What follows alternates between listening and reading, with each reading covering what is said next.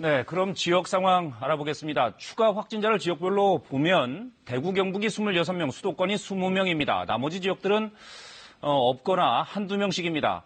역시 아직은 대구, 경북과 수도권을 주시할 필요가 있습니다. 먼저 대구로 가보겠습니다. 대구는 문제가 되고 있는 요양병원들에 대한 전수조사를 마무리하고 오늘부터는 정신병원 등 다른 집단시설에 대해서도 조사에 들어갔습니다. 취재기자를 연결합니다. 정혜미 기자.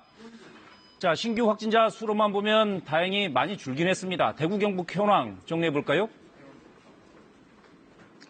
네, 오늘 0시 기준으로 대구, 경북의 추가 확진자는 모두 26명입니다.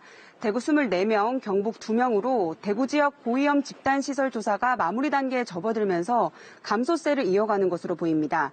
이로써 대구, 경북 지역의 누적 확진자는 모두 7,667명입니다. 대구, 경북 지역 사망자는 대구에서 어제 하루에만 8명이 늘어 모두 108명이 됐습니다.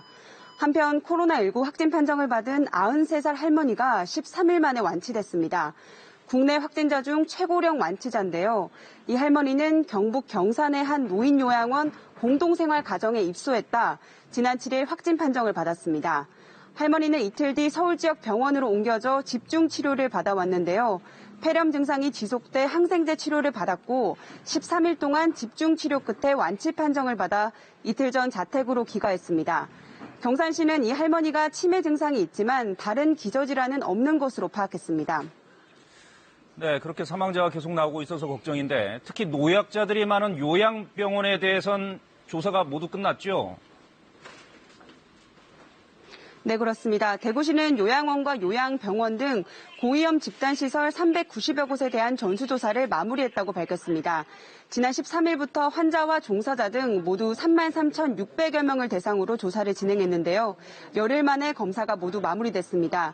현재까지 검사 결과 서구 한사람 요양병원에서 90여 명이 확진 판정을 받는 등 16곳에서 200여 명이 코로나19에 감염된 사실을 확인했습니다. 아직 검사 결과가 나오지 않은 3천여 명이 남아있는데요.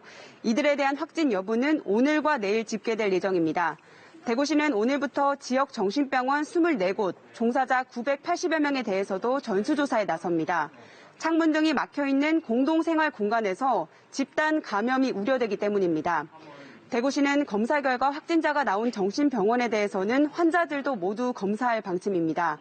대구시는 또 특정 시설과 기관에 소속되지 않은 간병인 등 고위험군에 대한 검사도 함께 진행하기로 했습니다. 지금까지 대구시청에서 KBS 뉴스 정혜미입니다.